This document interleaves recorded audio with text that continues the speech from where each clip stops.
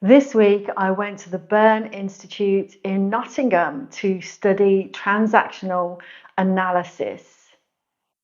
This is something that changed my life. When my father died, I sought help from a counsellor to process the grief. And the counsellor that I approached was experienced in transactional analysis.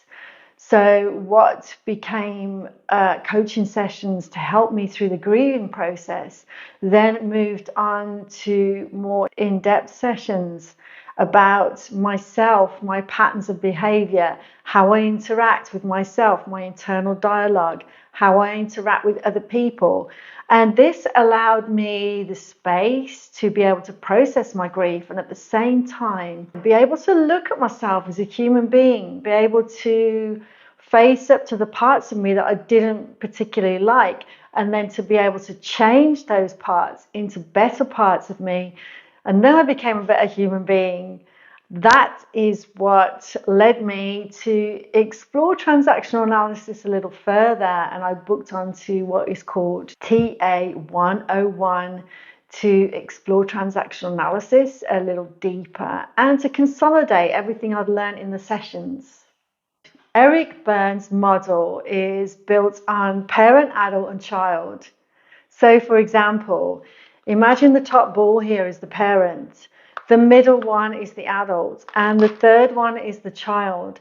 And what we're looking for in healthy relationships most of the time, because not all of the time, is an adult to adult transaction. So everything can be seen as a transaction, whether somebody's communicating with you verbally or body language, there's still a transaction going from one place, one person to another.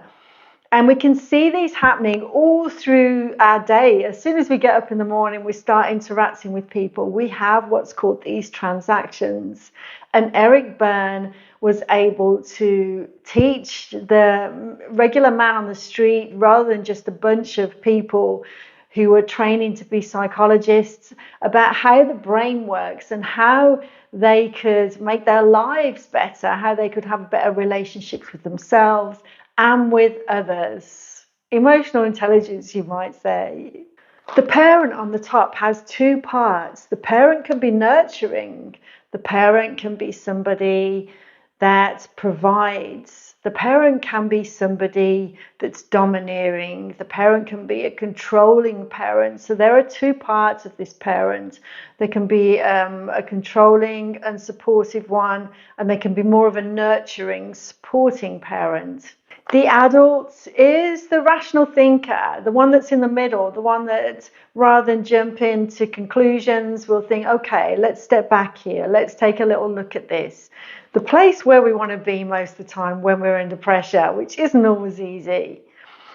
And then the child is somebody up until the age of 7 is exposed to all of these influences.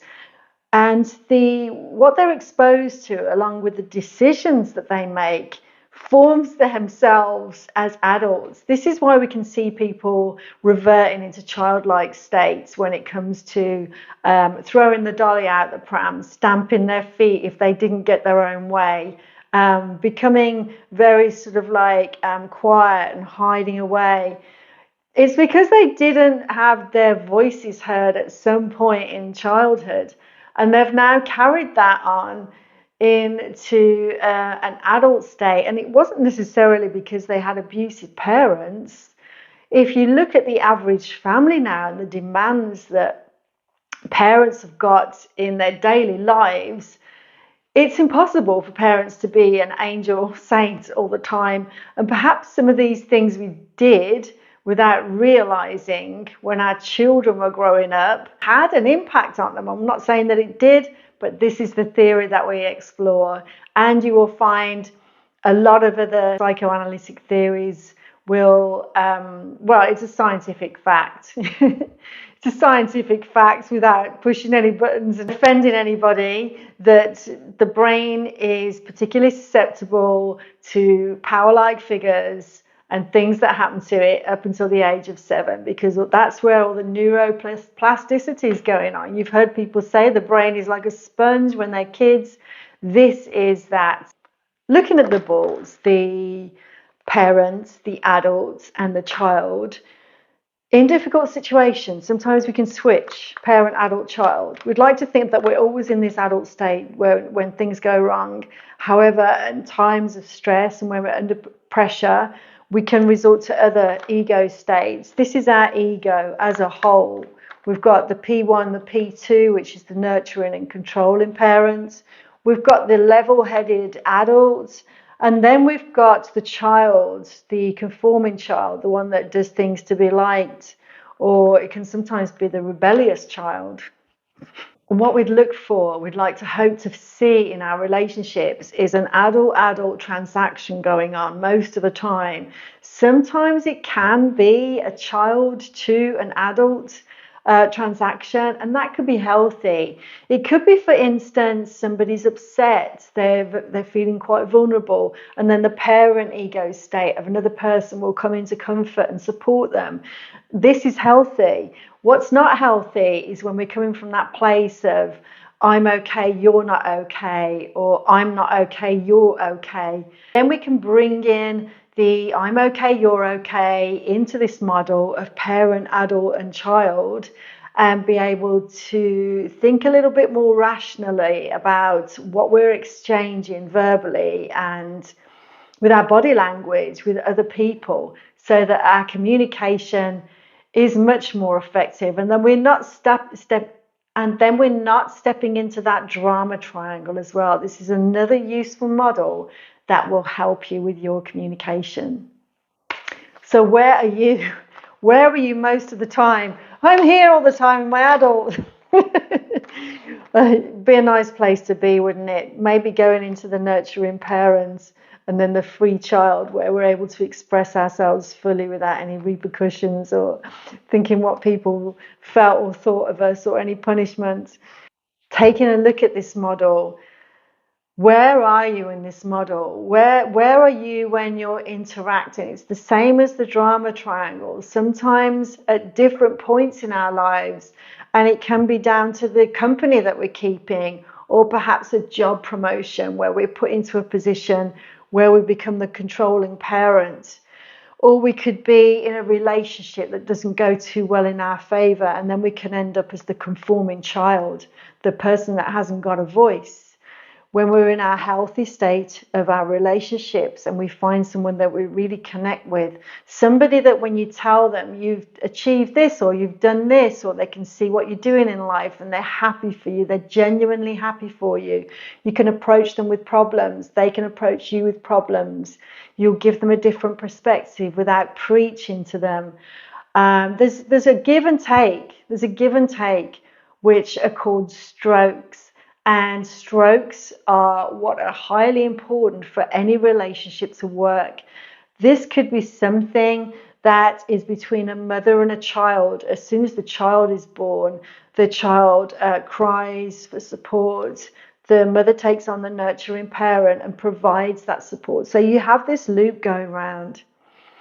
If a mother is too busy, if she's at full-time employment, and perhaps she's working another 2 jobs on the side, and she has another 4 children, she's on her own with no support, there could be a time when that circle isn't formed. She may not be around for the child, or she just may not have been the maternal type and she's not able to form that bond. So this is when a child will adapt behavior that's not healthy to survive. With that model in our minds, we can transfer that model into adult relationships. Hi, how are you doing, Judy? I'm doing good. How are you? The exchange, the mutual, I'm okay, you're okay. We've got this mutual kind of stroking. It helps us feel good. And if we have a relationship where there is none of that, that could lead to an unhealthy relationship. So whenever you're interacting with somebody, if you feel it's a little bit imbalanced, maybe you're giving compliments and you're not getting them back, or somebody's giving you compliments and you've not really taken the time out to give one back, because compliments are free and they're so healthy for us. then we can pause. We can pause for a moment and think to ourselves, okay, where are we with this? If it's a relationship where somebody cares for you and you care for them, that's something you can work through. If it's a relationship that doesn't mean much to you and you're constantly there and you have somebody offloading on you all the time, draining your energy, you're giving compliments to them, they're not giving them back, then it's time to go, because you're important. We're not coming from a place of I'm okay, you're okay. We're coming from a place of I'm okay, but you're not okay. And that's not a great place to be. We always want to be gravitating to I'm okay, you're okay, I'm okay, you're okay, and leaving the drama that puts us in a different dynamic. If you like this video, please give me a thumbs up and subscribe if you want to stay tuned for my next video from my transactional analysis experience.